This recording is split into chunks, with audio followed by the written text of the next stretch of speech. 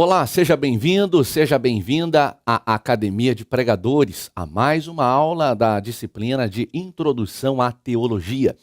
Nós daremos início nesta aula a um outro tema dentro da Introdução à Teologia e vamos falar hoje sobre as divisões, como a teologia se divide, como ela se estrutura a partir da análise de um tema. Você que tem o seu material pode nos acompanhar por ele, como também pode nos acompanhar através das projeções. Na aula de hoje, nós vamos tratar sobre as divisões da teologia, sob o aspecto clássico. Existem muitas divisões, muitas formas que são apresentadas como divisão na teologia, mas nós vamos adotar aqui em nosso curso médio da Academia de Pregadores o ponto de vista clássico, o mais comum, o mais utilizado no estudo da teologia. Em primeiro lugar, nós precisamos entender que, na introdução à teologia, nós precisamos analisar com bastante cuidado alguns apontamentos para alguns tipos de teologia. Um dos melhores livros para se tratar desse assunto foi escrito pelo teólogo Charles Hilary, que é o livro Teologia Básica ao Alcance de Todos, livro editado pela editora Mundo Cristão. O Charles Hilary, quando fala na divisão da teologia, ele aponta 3 tipos de teologia, sendo que, em primeiro lugar, você pode acompanhar em nossa projeção, ele diz o seguinte: há uma divisão da teologia que olha para a teologia pela época. Diz ele, por exemplo, existe uma teologia patrística, uma teologia medieval, uma teologia reformada e uma teologia contemporânea. Os estudantes da teologia podem optar, ou seja, eles podem dar uma ênfase a uma área específica que eles querem estudar. Então, quando nós olhamos para a teologia, é bastante comum, e o Charles Hilary deixa isto de forma muito clara, muito objetiva, que basicamente você pode iniciar os seus estudos dando ênfase através desses períodos que ele chama de épocas. Uma segunda forma de se olhar para a teologia e direcionar os seus estudos para ela é a teologia feita através de um ponto de vista. O que significa essa teologia feita através de um ponto de vista? Diz o professor Charles Hilary.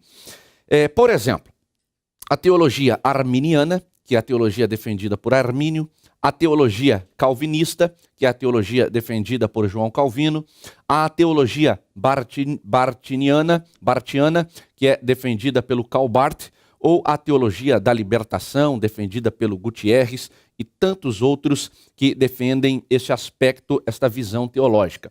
Então eu tenho uma teologia que pode ser analisada por uma época, mas eu tenho também uma outra forma de olhar para a teologia através do seu ponto de vista. É muito comum, por exemplo, nos dias de hoje, pessoas darem uma atenção toda especial a um tipo de teologia chamada teologia de libertação, que tem o seu grande propagador, o teólogo Leonardo Boff, e o seu irmão, em especial aqui na América Latina, uma vez que essa teologia teve o seu início na América Latina. É uma forma de se estudar teologia a partir de um ponto de vista. Geralmente, no nosso ambiente pentecostal, nós, quando damos uma ênfase por ponto de vista, nós olhamos para a teologia arminiana, porque nós cremos, nós somos de uma linha teológica de Armínio, diferente da teologia proposta por João Calvino. Então, esta é uma possibilidade de fazermos teologia. Uma terceira maneira de olharmos para a teologia é uma teologia por ênfase. O que é uma teologia por ênfase? Por exemplo, uma teologia histórica, uma teologia bíblica, uma teologia sistemática, uma teologia apologética, uma teologia exegética e assim sucessivamente. Geralmente, no nosso ambiente, sobretudo pentecostal, é muito comum nós olharmos para a teologia a partir da sua ênfase. Geralmente, no ambiente pentecostal, não é muito comum nós tratarmos desta teologia pela sua época, não é muito comum nós tratarmos desta teologia por intermédio das suas ênfases, mas é comum nós tratarmos pela ênfase, não é comum nós tratarmos pelas linhas de pensamento dos teólogos que defendem esses pensamentos. Então, o nosso curso médio aqui na Academia de Pregadores, ele priorizou um estudo com base em ênfases dentro da divisão da teologia. É por isso que nós vamos cuidar aqui na disciplina de Introdução à Teologia, e os nossos colegas, pastores, professores, vão tratar também dentro desta ênfase, ou seja, de um tipo de teologia baseado na ênfase.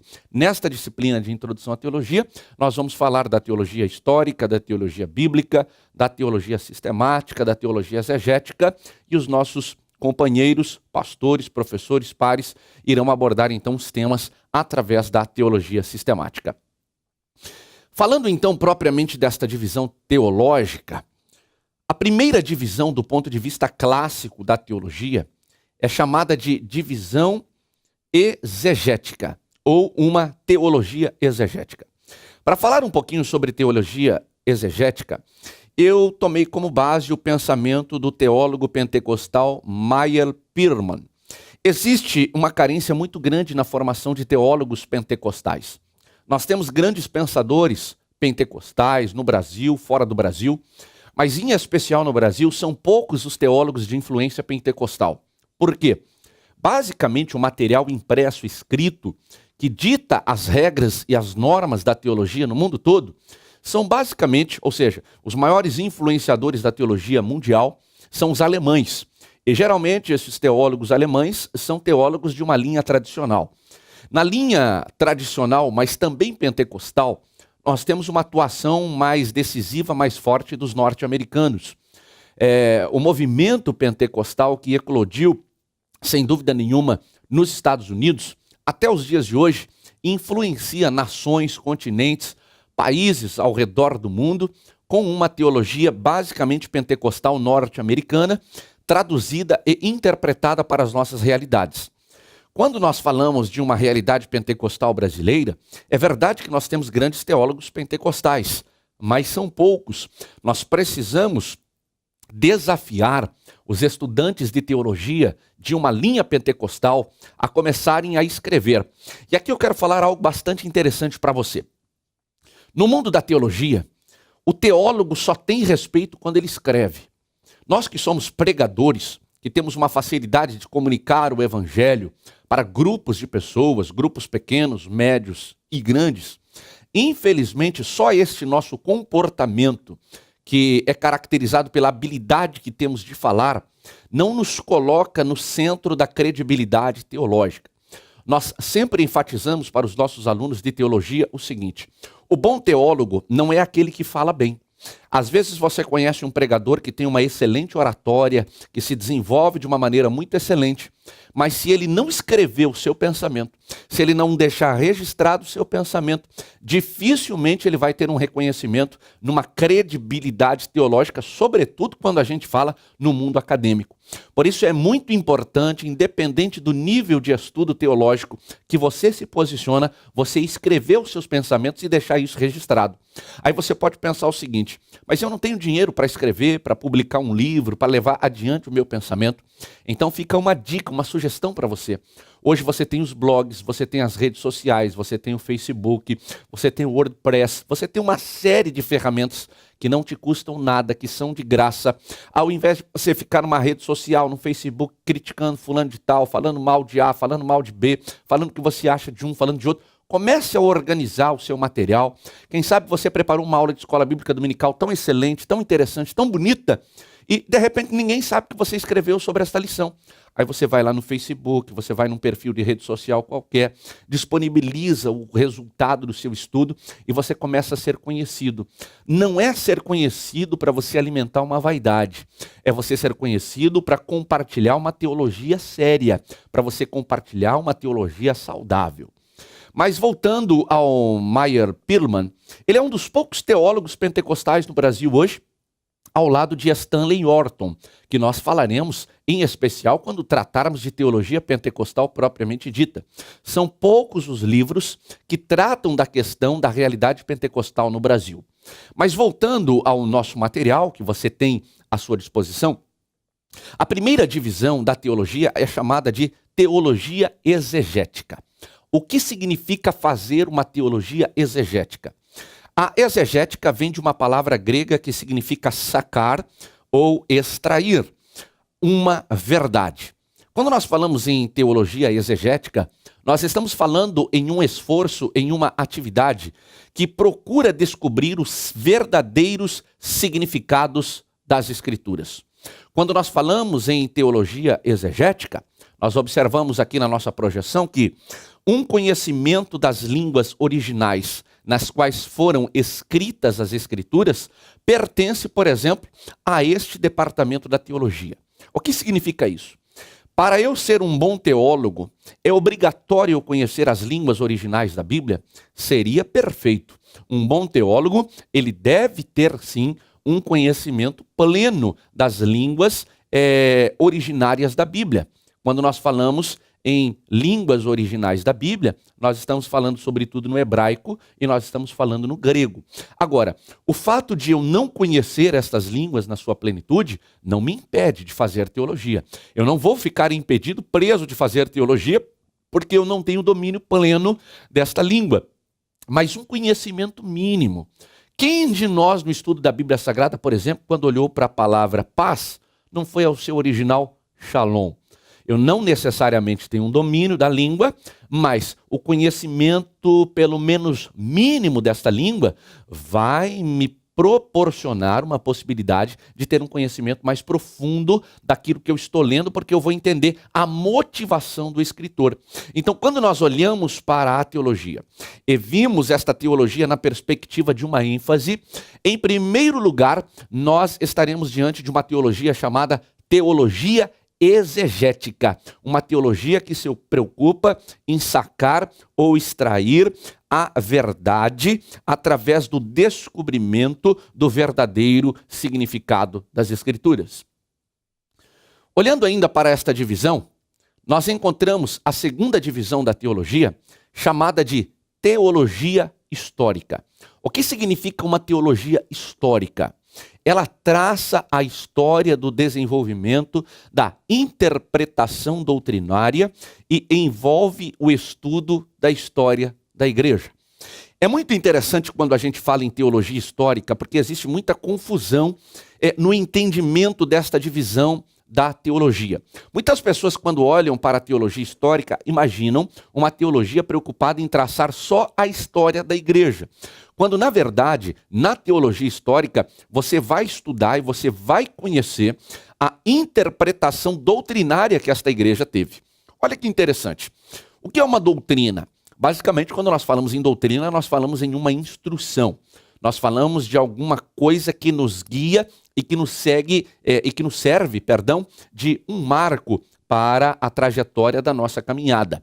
A teologia histórica, ela estuda os dogmas da igreja, as confissões de fé da igreja, os credos da igreja, como esta doutrina foi interpretada ao longo da história da igreja.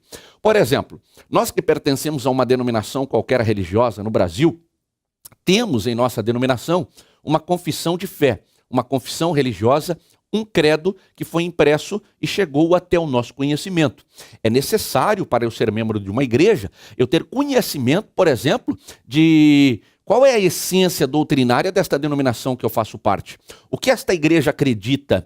Porque o que eu creio precisa estar alinhado com o credo desta igreja. Quando nós falamos em teologia histórica, é muito importante nós chamarmos atenção para um detalhe que poucas pessoas percebem. Muitos crentes estão ligados a algumas denominações, mas sequer sabem o que esta denominação defende como verdade.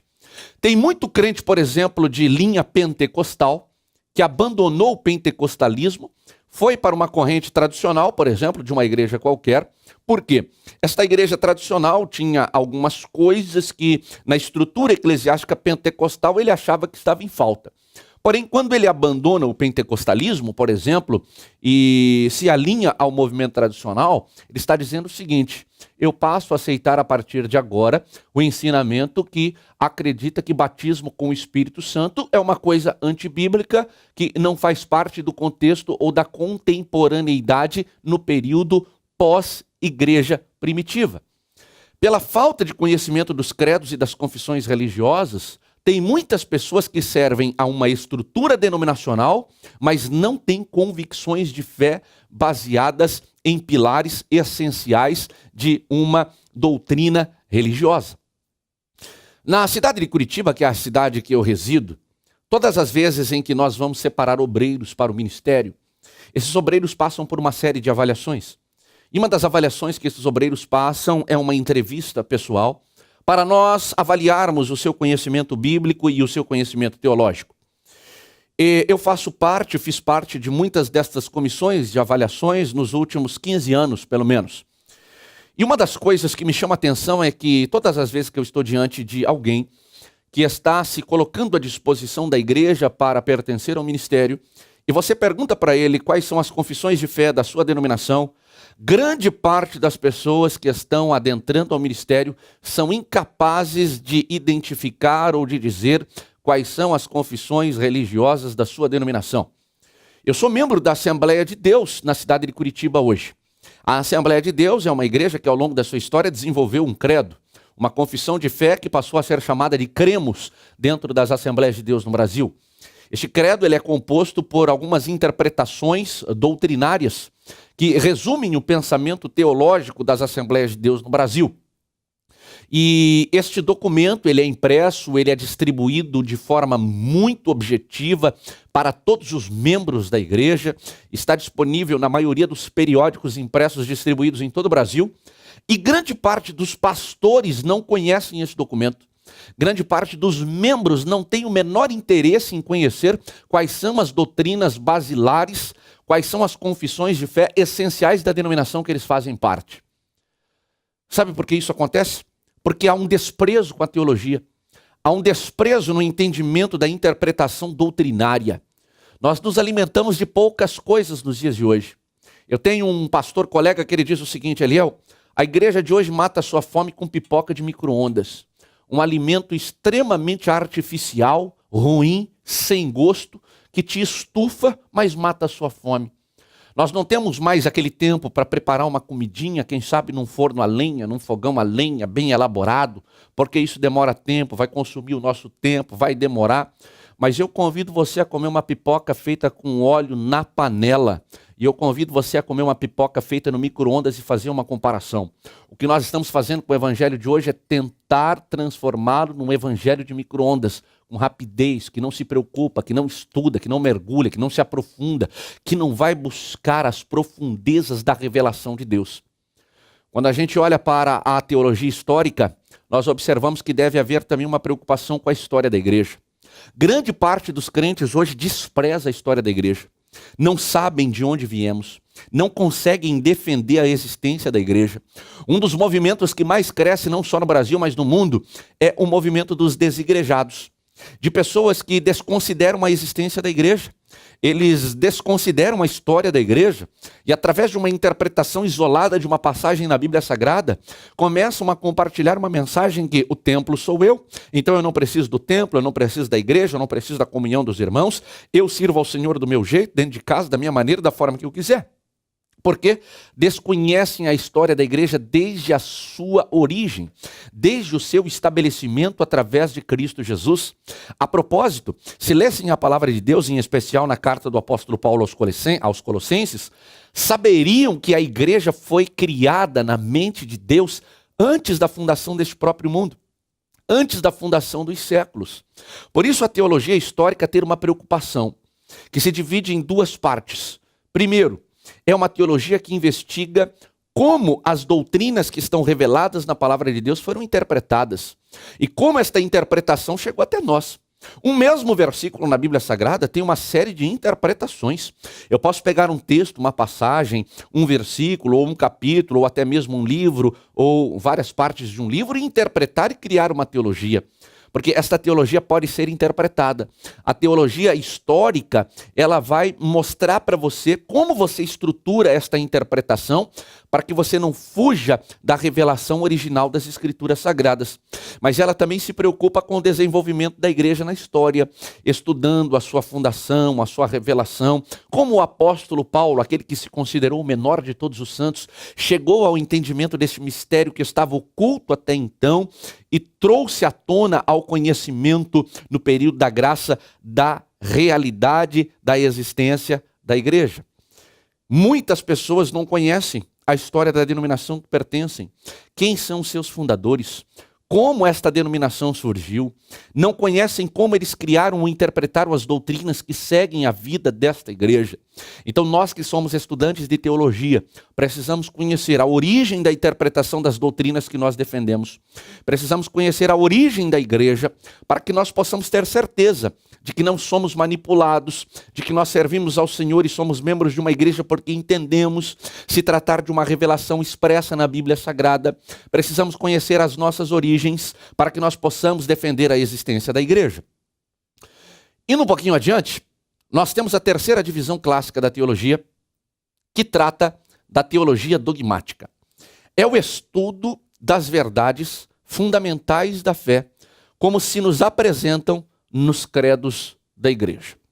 Nós falamos rapidamente agora, quando falamos da teologia histórica, que é muito importante já na teologia histórica nós termos os primeiros conhecimentos dos dogmas da igreja.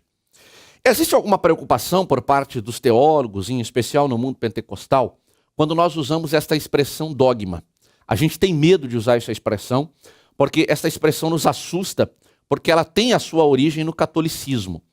E quando você estuda, por exemplo, se você é da denominação Assembleia de Deus, por exemplo, você sabe que as Assembleias de Deus no Brasil, que tiveram o seu início nesta nação no ano de 1911, demorou aproximadamente 30 anos para construir uma confissão de fé, um credo, porque havia uma resistência muito forte da liderança da denominação, porque este nome não soava muito bem no nosso meio. Com razão. Não há interesse do movimento protestante, pentecostal, de trazer ou assimilar culturas do catolicismo. Até porque o nosso pensamento teológico, interpretativo da Bíblia é diferente do movimento católico. Então houve uma resistência muito grande até o ponto de ser construído o primeiro credo religioso das Assembleias de Deus no Brasil. Ele sofreu muitas discussões, foi debatido em reuniões de liderança nacional, até que ele foi finalmente estabelecido e, ao contrário do texto bíblico, uma confissão de fé, que é nada mais do que uma interpretação doutrinária registrada, impressa por escrito, ela é dinâmica, ela pode se modificar, ela pode ser mudada. Diferente da Bíblia, que não pode em nenhum momento, não há exceção para isso, para nós tornarmos o texto bíblico dinâmico no sentido de termos interpretações que possam ser mudadas no seu texto original. Quando nós falamos em credo, nós falamos de uma interpretação humana. Por exemplo, o que eu entendo por manifestação de dons espirituais? Eu preciso traduzir para o meu idioma, para a minha língua, para a minha cultura, para o meu nível de conhecimento, o significado disso. Então o credo te permite fazer isso. Quando nós falamos, por exemplo, das Assembleias de Deus, se você não é da Assembleia de Deus, certamente a sua denominação religiosa constituiu em algum momento uma confissão de fé, uma confissão religiosa. Obrigatoriamente os membros da sua igreja precisavam conhecer quais são estas interpretações que esta denominação que eles fazem parte quer dizer. Pergunto a você, qual foi a última vez que você viu pendurado no mural de recados da sua igreja as confissões de fé da igreja que você faz parte? Nunca. Você vai encontrar lá os cartazes chamando para os grandes encontros, para as grandes reuniões, para os grandes desafios, mas dificilmente você vai pisar numa igreja que tenha numa cartolina escrita com uma canetinha ou pincel, um resumo ou a sua confissão de fé ou o seu credo, mostrando, olha, quando você entrar nesta igreja, nós queremos deixar bem claro para você que nós cremos nisso, nós cremos nesses pontos e esta é a doutrina que nós defendemos. Agora deixa eu te dizer por que isso não acontece. Porque para a maioria das igrejas isso não interessa. Nós estamos criando um clientelismo religioso. As pessoas vêm usufruir dos bens e benefícios que a igreja dá. E de repente, se ela for confrontada por uma interpretação da Bíblia, ela pode não querer mais pertencer àquela igreja. Olha que coisa interessante para nós refletirmos e pensarmos. Nós precisamos ter coragem, cobrar os nossos pastores, cobrarmos os nossos líderes, cobrarmos a nossa liderança. A igreja precisa ser ensinada sobre a sua confissão de fé. Eu tenho que ser membro do corpo de Cristo. Eu preciso estar numa igreja onde eu conheço o que aquela igreja defende como doutrina. Eu preciso pertencer a uma igreja que eu preciso conhecer, no mínimo, as suas bases de fé. Voltando para esta realidade. A quarta divisão da teologia, e o Meyer Pearlman, que é esse teólogo pentecostal de credibilidade, ele diz que esta divisão é a divisão chamada de teologia bíblica. Quando nós olhamos para a teologia bíblica, você pode acompanhar em nossa projeção, ele diz o seguinte: ela traça o progresso da verdade através dos diversos livros da Bíblia e descreve a maneira de cada escritor apresentar as doutrinas importantes. Por exemplo, seguindo este método, ao estudar a doutrina da expiação, estudar-se-ia a maneira como determinado assunto foi tratado nas diversas seções da Bíblia. No livro de Atos, nas epístolas e também no Apocalipse. Ou verificar-se-ia o que Cristo, Paulo, Pedro ou João disseram acerca do assunto. Ou descobrir-se-ia o que cada livro ou seção das Escrituras ensinou concernente às doutrinas de Deus, de Cristo, da expiação, da salvação e de tantas outras doutrinas. Olha que interessante. Quando nós falamos em uma teologia essencialmente bíblica, nós podemos trazer um outro exemplo que é muito comum em nosso meio, em especial no movimento pentecostal. Quando nós falamos, por exemplo, de escatologia, que é um assunto que você estuda aqui na Academia de Pregadores, no nosso curso médio em teologia. A Bíblia não reservou só o livro do Apocalipse para falar sobre escatologia. Quando você estuda escatologia, obrigatoriamente você vai estudar outros livros da Bíblia. Por exemplo, no Novo Testamento, obrigatoriamente você vai estudar algumas passagens no Evangelho segundo Mateus. Obrigatoriamente, no entendimento da escatologia, você vai ter que estudar a carta do apóstolo Paulo aos Tessalonicenses. Você vai ter que estudar também o livro do Apocalipse propriamente dito. No estudo da escatologia, você vai inclusive ao Antigo Testamento. Você vai precisar entender a visão de Daniel. Você vai precisar entender o significado das semanas que foram reveladas a Daniel. Você vai precisar juntar o pensamento de autores que viveram em diferentes épocas na construção do texto bíblico para chegar ao entendimento ou concluir um entendimento bíblico. Quando você usa a Bíblia numa análise dos seus vários livros e dos seus vários autores sobre um determinado assunto, você está fazendo uma teologia essencialmente bíblica. Você, na teologia bíblica, você não tem a obrigação direta de usar materiais de apoio. Você não precisa, neste entendimento, sobretudo de doutrinas essenciais, pilares na Bíblia Sagrada, de se ocupar com essas ferramentas adicionais. Porque o próprio texto bíblico, através da análise e da construção dos textos e dos autores no decorrer de toda a história, vai te dar uma resposta para aquele assunto que você está buscando. Isto é fazer uma teologia essencialmente bíblica. Mas o Meyer Pearman, ele continua apresentando uma outra divisão na teologia, que é a teologia sistemática. E esta é, sem dúvida, a teologia mais familiar, mais conhecida de todos nós. A teologia sistemática diz em nossa projeção: ela estuda os ensinos bíblicos concernentes a Deus e ao homem, e são agrupados em tópicos, de acordo com um sistema definido.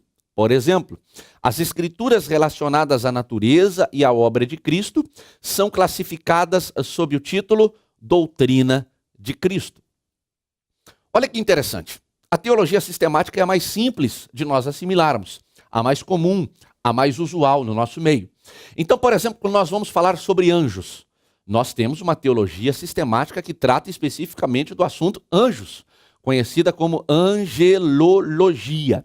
Quando nós falamos em anjos, existem diversos textos na Bíblia Sagrada que nos falam da realidade, da existência desses anjos, da natureza desses anjos, da classificação desses anjos, da função desses anjos, da origem desses anjos, das perspectivas para o futuro desses anjos.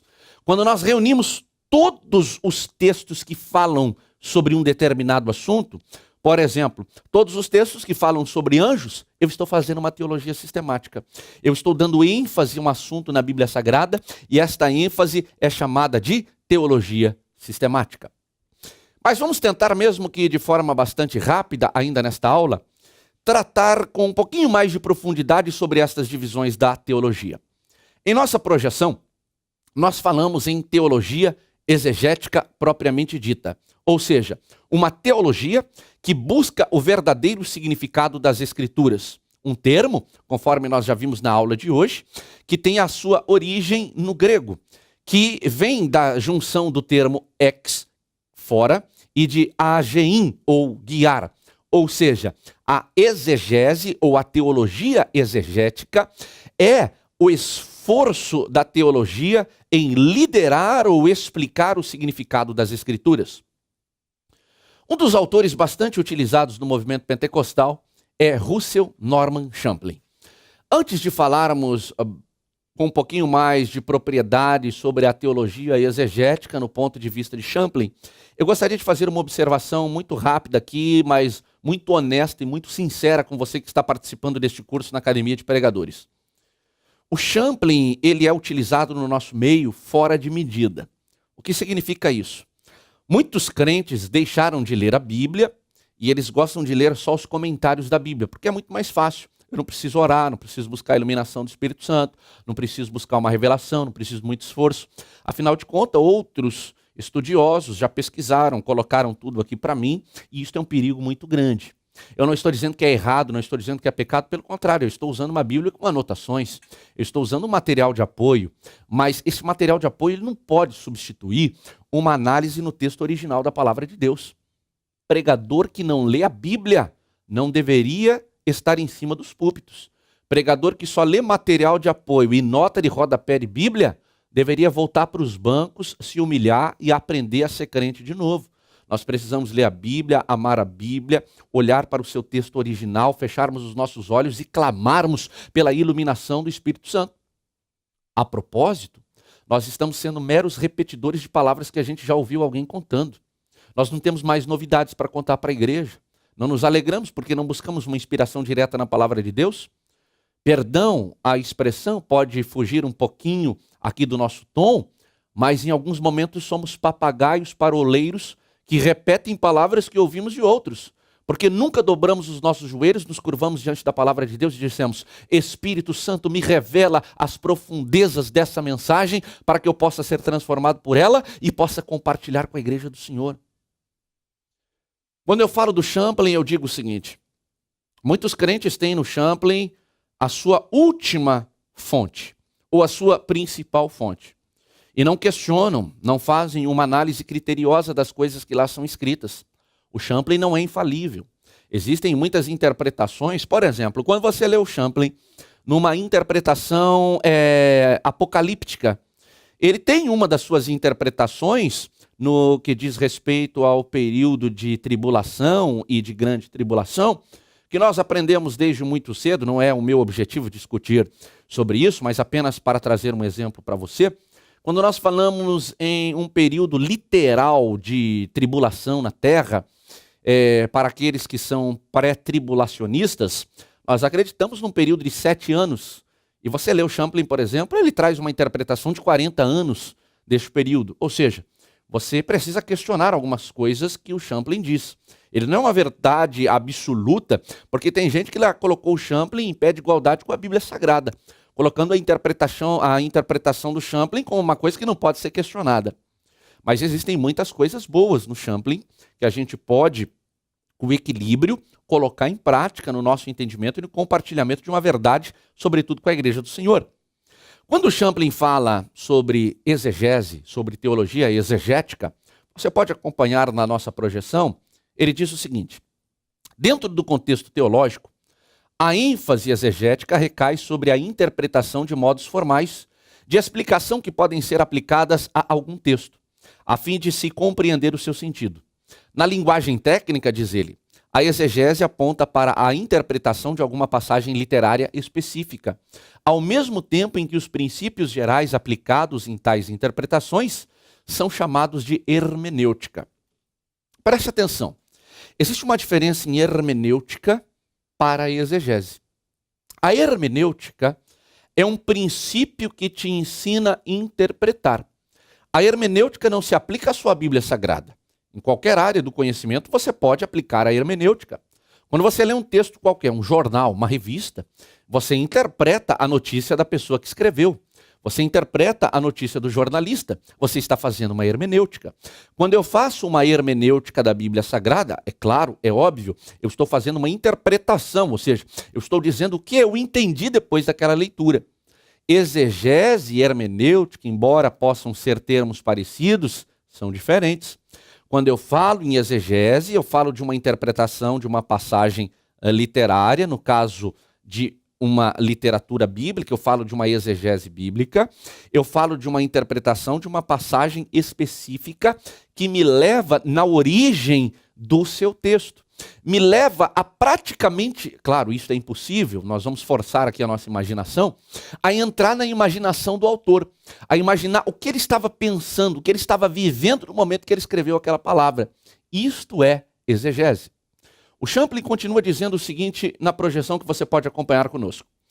O contrário da exegese é a exegese. E aqui ele faz uma dura crítica às exegeses equivocadas que são realizadas nos dias de hoje. Ele diz o seguinte: este termo significa ler no texto aquilo que alguém quer encontrar ali, mas que na realidade não se encontra no mesmo. Ou então significa distorcer um texto para adaptá-lo às próprias ideias do intérprete. Isso é exegese. Deixa eu terminar de ler aqui este material e já vamos comentar sobre isso. Portanto, diz ele, o quanto a exegese é séria, a exegese não passa de uma burla. A maioria das pessoas que se envolvem na exegese também pratica algum tipo de exegese. Exegese é você tentar pegar o texto bíblico na sua origem e acomodar a uma situação para agradar ou responder às pessoas que você compartilha esta palavra. Quantos exegetas nós temos nos dias de hoje? Gente que não tem compromisso com a palavra, que são mercenários do evangelho, que pregam para agradar os públicos que lhes ouvem. Quantas pessoas que olham para o texto, conseguem interpretar o texto, conseguem enxergar a sua luz original, mas de forma proposital, dolosa, entregam uma mensagem distorcida para acomodar pecados, para acomodar comportamentos equivocados, para acomodar comportamentos distorcidos na palavra de Deus. Eu preguei em uma igreja, uma grande denominação no Brasil, alguns anos atrás, e quando eu subi no púlpito, o pastor pediu para ver os meus apontamentos, os meus esboços. E ele me perguntou, qual vai ser a mensagem que você vai pregar hoje? E eu tenho o hábito de pregar com esboço. Gosto, desde muito cedo faço essas anotações. E eu mostrei para ele aquele esboço, ele de imediato tirou uma caneta do bolso e começou a riscar o meu esboço. E ele disse, aqui na nossa igreja, embora eu concorde com este pensamento, eu gostaria que você não falasse sobre este assunto específico, porque este assunto vai afrontar alguns dos nossos irmãos que estão aqui, e eles são bons dizimistas, são bons contribuintes, e eu não posso perdê-los. E eu gostaria que, se você for falar sobre esse assunto, você falasse sobre esta outra perspectiva. Exegeta, que brinca com a palavra de Deus e que não tem compromisso com a palavra do Senhor. Eu desafio você a não negociar a verdade do evangelho. Ah, mas eu dependo das minhas agendas, eu dependo dos meus compromissos. Deus vai abrir porta onde não existe. Deus não vai te deixar desamparado. Não venda o evangelho de Cristo. Não negocie as verdades centrais e essenciais da Bíblia Sagrada. Pregue contra o pecado. Tenha coragem de se levantar como uma voz profética para defender a verdade do evangelho de Cristo Jesus. Agora lembre-se de uma coisa, você só tem moral, você só tem autoridade para pregar um evangelho correto se você vive este evangelho no dia a dia da sua vida. Voltando à teologia exegética, eu trouxe também um pensamento do Fernando Arantes a respeito desta necessidade de se interpretar a Bíblia de uma maneira correta. O Fernando Arantes, ele disse o seguinte, você pode acompanhar em nossa projeção. A maior parte da escritura é, na verdade, de fácil entendimento. Ninguém precisa ser versado nos originais para compreender o seu propósito salvífico. Sua mensagem é basicamente simples. Todo aquele que dela se aproxima pode ser educado na justiça. Contudo, existem certas partes que não são de tão fácil compreensão, sendo de suma importância que o intérprete leitor tenha algumas qualificações. O que ele está dizendo aqui? A palavra de Deus, a sua mensagem principal, pode ser compreendida pelo um analfabeto, como pode ser compreendida pelo homem de maior grau de nível de escolaridade. É por isso que a igreja é linda. Na igreja, você tem a faxineira, você tem o zelador, você tem um irmão mais simples, sem qualificação nenhuma, você tem um irmão que não sabe ler a Bíblia. Abrindo um parênteses, eu tive numa igreja um tempo desses, e do meu lado havia uma senhora, analfabeta, com a sua Bíblia na igreja. Quando o leitor da Bíblia, no momento da leitura bíblica oficial, pediu para a igreja abrir a Bíblia, ela abriu a Bíblia dela. Ele pediu para ler em Gênesis. Gênesis está no início da Bíblia, está bem aqui. Geralmente, quando você abre a Bíblia no livro de Gênesis, se ela não tiver muitos comentários, o que você vai ver? Você vai ver um volume de páginas muito maior de um lado da Bíblia e um número muito reduzido de páginas da Bíblia no outro lado. Aquela irmã analfabeta abriu a Bíblia bem no meio assim, ó. Eu não preciso nem ser muito inteligente para saber que ela não estava no livro de Gênesis. Ela estava com a Bíblia dela de ponta cabeça. E no momento da leitura, ela não sabia onde ela estava lendo, o que ela estava lendo, se a Bíblia estava na posição certa. A Bíblia dela estava assim, ó, de ponta cabeça. Mas ela colocou a Bíblia na frente dos olhos dela assim. E à medida que o leitor lia o texto bíblico, ela chorava olhando para aquela leitura. E ela dizia, que palavra linda que eu estou recebendo da parte do Senhor. Sabe o que é isso? Às vezes nós tentamos complicar a Bíblia. Exibicionismo teológico. Tentamos mostrar as coisas difíceis que às vezes nem existem na Bíblia, a gente inventa que existe ali para tentar impressionar as pessoas que nos ouvem. O que o Fernando Arantes está dizendo é o seguinte: a Bíblia é fácil de ser compreendida. Não tem essa dificuldade toda que a gente tenta colocar para a igreja. A gente tenta colocar o rebanho numa dependência total de nós. Olha, se você não me ouvir, você vai ter dificuldade. Que bobagem. Com o perdão da palavra, se eu abrir a palavra de Deus, onde eu estiver, o Espírito Santo vai iluminar o meu ser, o meu coração, e eu vou entender o que está sendo lido. Agora, é claro que o Fernando Arantes nos chama a atenção para um detalhe bastante importante. Ele diz assim, vai ter momento que você vai encontrar um texto que é mais difícil. Aí nessa hora você precisa ter algumas qualificações. É claro que se eu sou alfabetizado, se eu sei ler, vai ser muito mais fácil eu compreender num primeiro momento aquilo que eu estou lendo. É claro que se eu sou estudante de um curso de teologia, e você é do grande curso médio em teologia da Academia de Pregadores, estudante, você tem algumas ferramentas e algumas qualificações que você vai receber a partir de agora, que vão lhe auxiliar no entendimento da interpretação da palavra de Deus. Quando nós falamos em teologia exegética, nós nos voltamos a um grande ensinador nesta área de exegese e hermenêutica, que é o Milton Terry. O professor Milton Terry, ele afirmou que as qualificações de um intérprete competente, elas podem ser ditas como intelectual, ou seja, uma pessoa que tem uma mente analítica, que saiba discernir o que um texto está ensinando, é muito importante para o intérprete. Ele fala de um segundo tipo de qualificação que nós devemos ter, que é a qualificação educacional, que compreende os fatos acerca dos quais o intérprete deve estar inteirado. Fatos que são aprendidos com estudo e com pesquisa. É o que você está fazendo. Você já tem uma qualificação intelectual, você raciocina, você estabelece um comportamento de raciocínio lógico, você pensa, mas você também se qualifica através do estudo. Você busca ferramentas pedagógicas, teológicas, bíblicas, filosóficas, para você ter um entendimento cada vez mais apurado do assunto que você está estudando. E o professor Milton Terry, ele diz o seguinte, a última qualificação é a qualificação espiritual. Intelecto e estudo, diz ele, são importantes, mas sem contato com o Espírito Santo, que é o autor da Bíblia, tudo fica incompleto. Eu quero concluir esta aula de hoje dizendo para você o seguinte, eu posso ser inteligente, eu posso raciocinar, eu posso me qualificar educacionalmente nos vários níveis e esferas de estudo, mas se não tiver o Espírito Santo, vai ser uma coisa morta, vai ser uma coisa sem vida. É por isso que nós não contratamos pregadores para subirem nos nossos púlpitos, porque nós poderíamos contratar os grandes oradores, os grandes palestrantes do Brasil para ensinar a nossa gente. Eles falam bonito, eles fazem as pessoas rirem, eles fazem as pessoas chorar. Onde não tem o Espírito Santo, não há vida. A teologia exegética requer de nós a presença real do doce Espírito Santo. Querido aluno, querida aluna, eu encerro esta aula dizendo para você que a teologia é um mundo espetacular. Nós estamos no início de uma grande trajetória no mundo teológico aqui na Academia de Pregadores.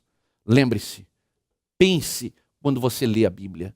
Você não é manipulado por Deus. Deus não nos trata como fantoches.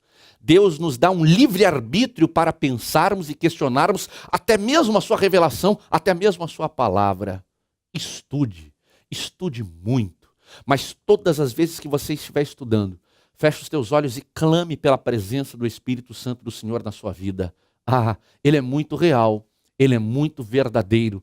Ele vai abrir os seus olhos e você vai mergulhar num oceano da graça do Senhor que você nunca experimentou na sua vida. Que Deus abençoe grandemente você. Que Deus abençoe grandemente esta trajetória que você abraçou na Academia de Pregadores. Seja sempre abençoado por Deus. Até a nossa próxima aula, se Deus quiser.